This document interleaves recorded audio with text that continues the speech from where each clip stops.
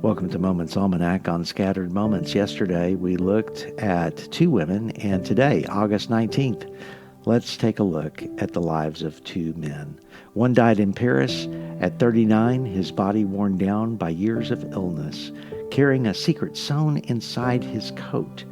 The other sat on a farm outside Baltimore with an astronomical manuscript beside him, preparing to mail one of the boldest letters of his life. But August 19th holds them both.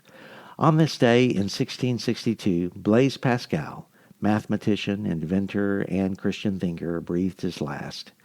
And 129 years later, on August 19th, 1791, Benjamin Banneker, a free black astronomer, wrote to Thomas Jefferson with a simple but dangerous argument.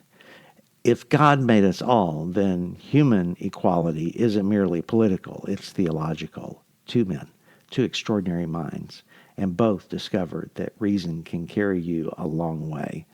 But eventually, it must answer to something deeper. That's where we're going today. Blaise Pascal was born in France in 1623 and demonstrated an astonishing mathematical ability while still a teenager. But by 19, frustrated by watching his father perform tedious tax calculations, he began developing one of the world's earliest mechanical calculators. But the man who could calculate so much could not calculate his way to peace. Then came the night of November 23rd, 1654. For roughly 2 hours, Pascal experienced something he never adequately explained. Afterward, he hurriedly wrote down what had happened. His first word was fire, then the God of Abraham, God of Isaac, God of Jacob, not of the philosophers and scholars. He folded the paper and sewed it into the lining of his coat. He told almost no one. When he changed clothes, apparently the paper changed coats with him. It was found after his death. The brilliant mathematician had carried the memory of that night against his chest for years. Pascal spent much of his remaining life writing about Christian faith, leaving behind notes later published as the Pensées. In them carries his famous observation, "The heart has its reason, which reason does not know." Pascal died on August 19th, 1662. Now, across the Atlantic, we move forward 129 years. Benjamin Banneker was born free in Maryland in 1731, largely self-educated. He became an accomplished mathematician and astronomer and calculated astronomical tables for an almanac. He also assisted in surveying the boundaries of the new federal district that would become Washington, D.C. But on August 19th, 1791, Banneker turned his attention from the heavens to his country. He wrote Thomas Jefferson.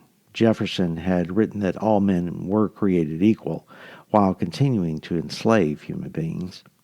Banneker respectfully confronted the contradiction. He reminded Jefferson of America's own struggle against tyranny and appealed to something higher than politics. There is, Banneker wrote, one universal Father who created humanity, and despite differences of situation and color, we are all of the same family. Then he enclosed his almanac. In other words, here's my argument and here's my work. Jefferson replied 11 days later, acknowledging Banneker's abilities. The letter did not change Jefferson's life and in slavery, but it remained. A free black man, 1791, had looked at one of America's most powerful men and insisted that the nation's theology, logic, and founding language all pointed toward a truth it refused to practice. Pascal looked into the mysteries of mathematics and found that reason alone could not contain God. Banneker looked into the heavens and concluded that the God who ordered the stars could not have created one race to own another.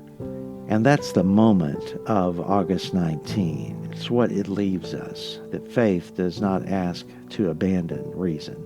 It asks reason to keep going, past calculation, past convenience, past judgment, until what we know becomes something we are willing to live by. And sometimes the truth you carry in your heart eventually has to become the truth you put on paper. And that's Moments Almanac for today, August 19th. I hope you'll join me tomorrow. Until then, take heart. Notice the scattered moments and share the grace.